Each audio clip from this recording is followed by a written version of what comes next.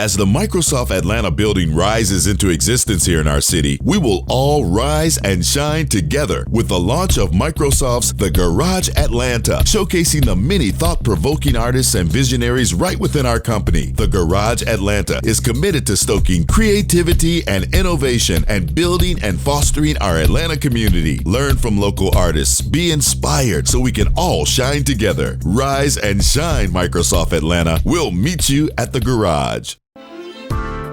Sam Ock, in your makerspace, your studio. Yes. Thank you so much for joining us here in the garage. Thank you for having me. Absolutely. So go ahead. Who is Sam Ock? Tell us. Oh man, I think I would refer to myself as a recording artist slash producer. People usually know me for either my solo work or the production work that I've done for others. And it really, depending on whatever the production is, it usually just comes out as people say, this sounds like Sam Ock. And that's kind of like a blend of all my influences, which is kind of like some jazz, some hip hop, some R&B, some rock, some folk. Just my influences span everything. But yeah, I would call myself an artist and a producer. Awesome. So how long have you been on this journey of music? I started making music in high school when I was 14 years old. I saw my friend making remixes like for K-pop songs back in the day. And I was like, that looks fun, let me try that. And so he recommended some programs to me, and I installed them and I tried like making music and really trying to make remixes like him. But then I was like, you know what's more fun than making remixes? Making my own music. And so I started making my own beats, and I was just doing that all through it. It was kind of my way to not do homework, really, in high school. But then it just evolved into me making my own music, and then I started growing a fan base. And by the time I was in university, I'd grown a little fan base, and that really helped me to launch my music career, both as a solo artist and as a producer, since I kind of had been making beats for 10 years prior. And so, yeah, that was kind of how I started in music. Okay. Do you have a favorite genre that you work with? I think the thing that kind of unifies most of my music is that there is a melodic element to it, like a very deep melodic and harmonious type of sound. I usually compose in a more of a major sound versus a minor sound. I tend towards that. And then also I really enjoy making more of a mellow type of sound versus, you know, more aggressive type of thing. So I generally gravitate towards those things. And I've heard your music, so I can hear that. Now that you're speaking to me and you're sitting in front of us, yes, you're right. It does have a melodic sound, a little laid back. Is there any influence? What influences your music? Yeah, so I think a lot of it actually comes from my Korean culture. I think Korean music in general is very centered around melody, and it's a really important element. But also rhythm is an important element in a lot of Korean music also. And so because of that, I think just naturally I gravitated towards melodic and rhythmic music. And so the things that kind of influenced my sound the most were hip hop, because of the rhythm, and I was really inspired by you know, the ability to create kind of moments that are just with the voice and drums and, you know, some instruments, like yeah, something super groovy and rhythmic. And then also just from I would say my other big influence is probably jazz, because of its ability to incorporate melody into very interesting palettes and tones. And yeah, I was definitely influenced by those things. Yeah. And you said much of your fan base is in Korea, and you're introducing your sound to the U.S., here in the U.S., through the city of Atlanta. Sure. Yeah. Fair to say? Yes, very fair to say. And actually, like, I think that I feel like Atlanta and Seoul have a lot that ties them together. Absolutely. Especially musically. If you didn't know, gospel music is huge in South Korea. Really? Yes, it Oh, you is. know what? It is I do have gigantic. a Yeah. there's a group that I love. I think they are called Korean Soul that I Yes. love. They sing all of the gospel greats that I Yes. grew up listening to. Yes. Yeah, Yeah. yeah. Yeah. I think there's a lot that ties our cultures together.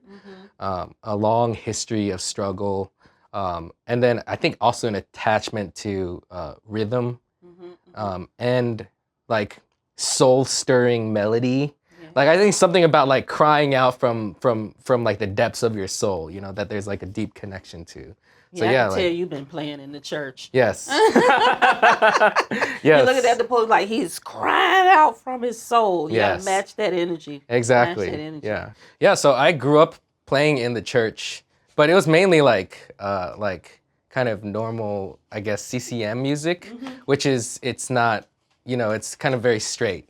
But then once I moved to Atlanta 5 years ago, I joined a multicultural church, and we play a lot of gospel music. That was kind of my first exposure to gospel music and tuning up behind the preacher, like that kind of thing. Like they actually wanted me to try doing that. So, I playing an E flat, trying to like play the chords behind the preacher. It was nerve wracking the first time I did it, but I definitely was influenced by that, and so now I feel like my music has incorporated a lot more gospel kind of elements and textures as I've lived here longer. And so yeah, definitely growing up in the church, it's helped me to like understand, I guess, how music is played live and how it interacts with people.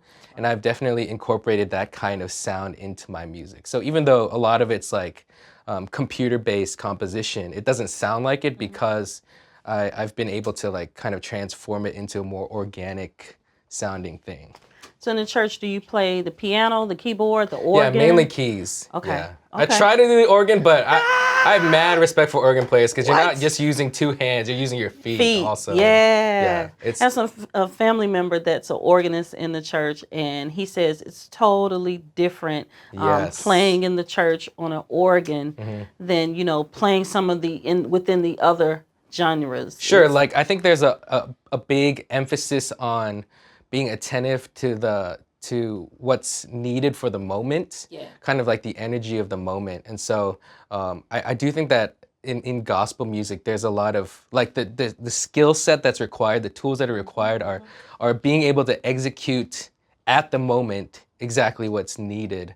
No matter how complex it is, and honestly, just complexity is just adding to the energy versus like it's not just complex for complex sake. It's because it adds a certain energy to the moment. And you so, said it, matching the energy, much like a movie where, and I'm gonna tell you one of my favorite shows, Game of Thrones.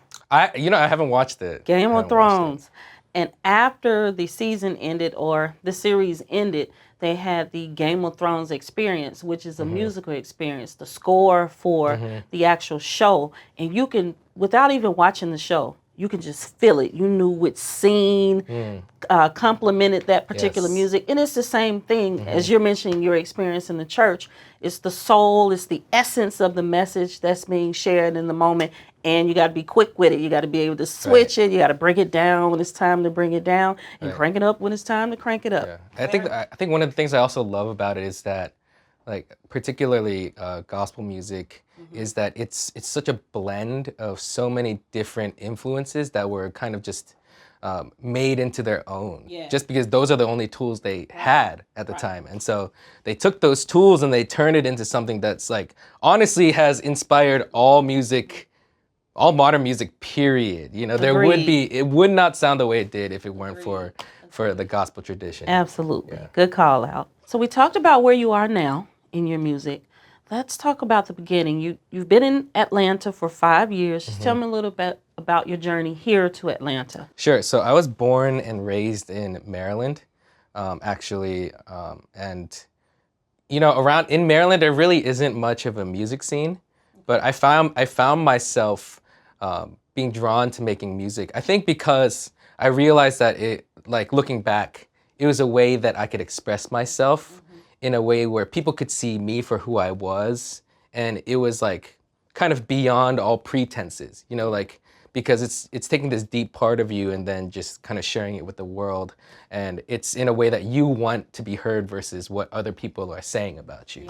And so I was really drawn to music, and I was really drawn to these different sounds, like, again, incorporating like hip hop and jazz and folk, rock, R&B, soul, a lot of these elements into the sound, kind of trying to fuse it all together. And I found myself like not really having much fellowship in terms of like people who were like really able to like vibe with what I was doing, because I grew up kind of in like a white collar suburban culture.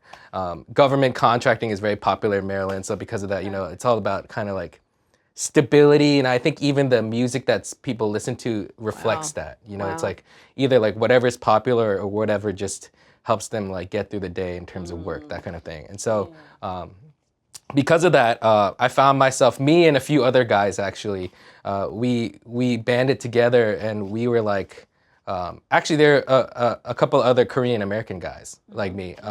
We banded together and we were like, we need to relocate somewhere. And so we were, we were traveling the country and going to all these different cities. And the one that we kind of arrived at was Atlanta. And the reason why is because I was making a lot of music. Some of that music is also faith-based.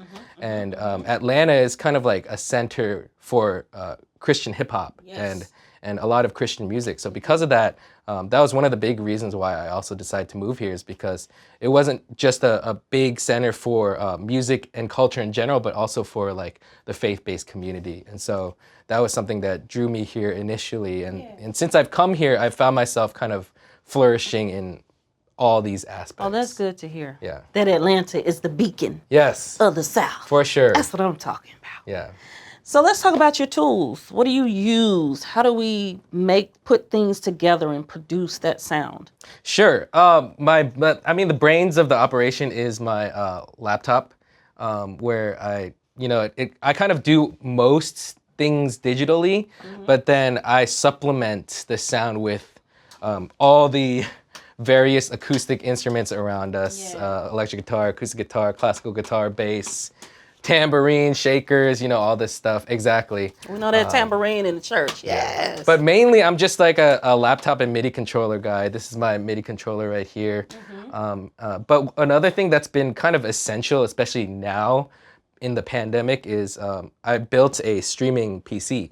And so a media PC. And so what that allows me to do is take all this stuff and be able to interact with the rest of the world. Awesome. So what I do actually is I stream some of my music making sessions, but I also use it as like a center for working with clients. Okay. And so that's actually been a big part of like how I've been working these days is these two, this laptop and this media PC working together. I see pretty colors. Yes. You know more than I do about this equipment. I'm going to trust you here. Yeah. Now, you say you stream. I do. Which platform? Yeah, I use Twitch to stream, actually. Oh, we love Twitch. Yeah. I've tried other platforms, and the reason why I've been drawn to Twitch is because of its, it prioritizes interaction and feedback. And I found that that's what I appreciate the most about streaming, is being able to interact with people and for them to be able to interact with me in engaging ways. They have this thing called emotes, which basically are either animated or customized, like, little emojis that you can use to interact with people on Twitch. And I've really enjoyed that. Yeah. And there's some good content coming out of Microsoft on Twitch. Look for us. One of my favorite pieces of content is coming from Microsoft developers. Sweet. So we're not done. All right. You are a cinematographer as well. Yes. Yeah. Okay. So I also do part-time videography. Yes. What do you like about the videography? I think I feel like the way that I would refer to myself to people these days is I would call myself a full-time creative person. That's the way I refer to it, because I enjoy the art of expression through many mediums, even ones that I haven't really tried before. But one that I was really drawn to was doing video. And I think it's because it's just, especially with like kind of like music videos and things, it's like a very like symbiotic relationship of like music and visuals. And so that was always something that I had in the back of my mind. But the more I did it, the more I realized like this is something I really enjoy doing as well. And so yeah, I do video part-time. Yeah, so. the art of telling a story with your music in addition through video. That's awesome. You're introducing yourself to Microsoft Atlanta. You've been here about 5 years. We'll say you're an AT alien. We'll go with that. Thank you. I appreciate that. I appreciate that. What would you like for us to know about Sam Ock? Sure. I think well, one thing I want to say to people is like it's okay to not be in like not to fit in any space because I feel like that's been my journey to this point. I feel like I've always been kind of like on the tail end of a movement. For instance, like I joined YouTube just because it was a platform to share music. I wasn't, you know, I joined in 2005, so it was back in the day, and at that time there was no such thing as a YouTuber. You know, there weren't really any YouTube communities back then. It was just a platform to share videos, and so I just used it as that. But I saw this kind of like uprising of like Asian American YouTuber on YouTube, and I was able to interact with that space, but I was never really like completely in it because I don't think I saw like a video streaming site as my like main way to express myself, you know. But also in terms of like genre, I feel like sometimes I feel like I put myself into a corner because I didn't focus on one genre. Yeah. Like, and because of that, people, when they're first exposed to what I do, they don't really know how to define it. Like, I've literally had some of my friends, like a DJ friend, ask me, he was like, what do I categorize your music as? And I was like, you can call it whatever you want. Cause I honestly don't know what I would call my music either, because it's just a blend of all these different genres, and from song to song, it'll be a different genre, you know, but it'll all sound like Sam Ock. Gotcha. And so that's what I would want people to know about me, is that, yeah, I don't really like fit in a space. I'm not like completely in the, like, I guess, just Western music space. I also have done music in South Korea and also in Japan, worked with Japanese artists and also South Korean artists, produced for them.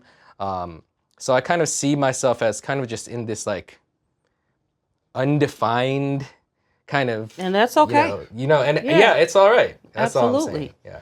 I don't like to be boxed in, Sam. So Great. I feel you. Yes. I need to be able to be creative. In the garage for Microsoft, the Microsoft Garage is a safe space for employees to share out their creative expression, much like you. That's awesome. Yeah. Tell us specifically, I know you said Sam Ock all over social media, but you also have royalty-free music. Yeah, so DMCA has been a big issue these days in terms of content creation, just because, you know, it is what it is, and you know, there are algorithms everywhere trying to detect everything. Yeah. And so one thing that I wanted to do just for fellow creatives is like just give back to the creative community, and one of the ways I've done that is I'm starting to release DMCA free music where I chose specifically that it won't be detected by YouTube's algorithm or you know, these big algorithms that you can just use the music and monetize it on your videos or on your streams. You can you know, play ads, and it won't mute any of the music or anything. So yeah, you can find that on my YouTube channel, and also it'll constantly be pushed out to like Spotify and other streaming outlets on a regular basis at Sam Ock TV. Awesome. Well, thank you for sharing your craft. We appreciate you as an artist, and I invite you to come to the Microsoft Garage. I would love to. Did I mention we have a music studio at Microsoft Atlanta? No, you didn't. Yeah, I would love to see that. We have a music studio rising up at Microsoft Atlanta. It's gonna be Cooler than this, probably. It's gonna be. I'm not gonna do you like that in your own home. You know, it's called Southern hospitality. Thank you. No, Yeah. it ain't gonna be nothing like yours, Sam. Nothing like yours. But hopefully, you will step into the garage, and every once in a while, you come by, you work with us, and maybe you can do some workshops or something along those lines. Either way, we're a passionate group at Microsoft Atlanta, and I see that you have a passion as well, and we welcome you. Thank you for joining us. Awesome.